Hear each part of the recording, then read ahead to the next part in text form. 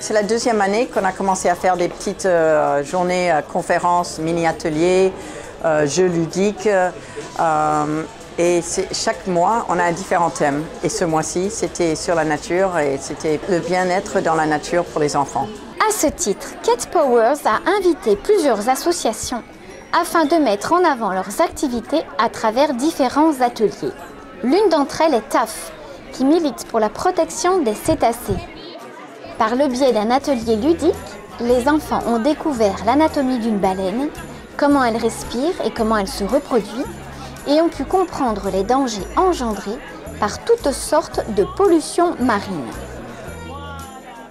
Autre invité, l'association Espèces qui sensibilise les enfants à la conservation des espèces, entre autres par la reconnaissance des empreintes d'animaux sauvages. À l'aide d'argile rouge, qui va durcir avec le temps,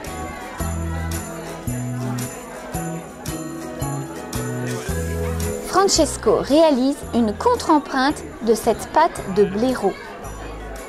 Il ne manquera pas de la signer avant de la ramener à la maison. Après les cétacés et les animaux à quatre pattes, les insectes avaient aussi une place de choix dans cet après-midi éducative. Une collection privée regroupant des insectes du monde entier pour montrer leur importance dans la nature et pour comprendre le pourquoi de leur disparition. Moi, je ne suis pas vraiment un animateur à la base. J'essaie juste aujourd'hui de présenter le projet.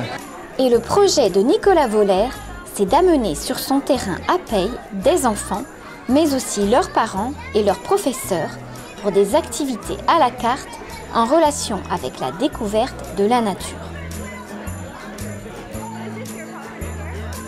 Ensuite, j'ai apporté accessoirement quelques éléments de la nature, des pommes de pin, des branches de mélèze, des branches d'olivier et des morceaux de bois. Et avec ça, avec des choses très simples, on arrive à faire une petite décoration et ramener un souvenir à la maison. Et je pense que ça peut plaire. Abracadabra! Et ce qui a plu aussi, c'est la découverte de la vie à l'intérieur du compost.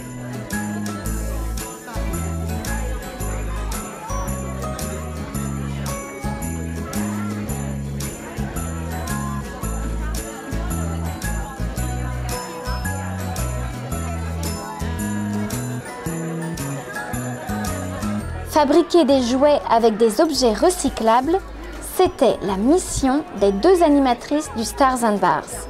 Une canette, du riz, du scotch double face, de la laine et voici un maraca sur mesure.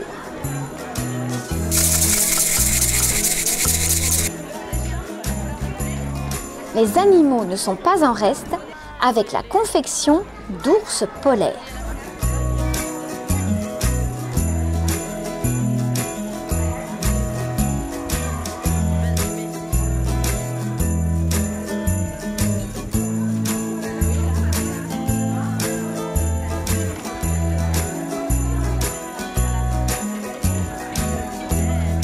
Quant aux pingouins, ils prennent corps grâce à des bouteilles qui ont été utilisées pour servir les jus de fruits fraîchement pressés.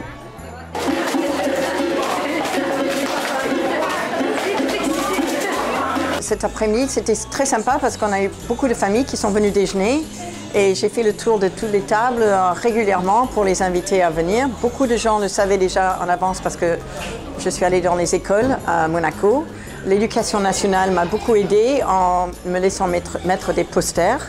Et grâce à cette communication bien rodée, cet après-midi éducatif a remporté un vif succès. Prochaine journée portes ouvertes au Stars and Bars le 11 février avec pour thème la santé par le mouvement.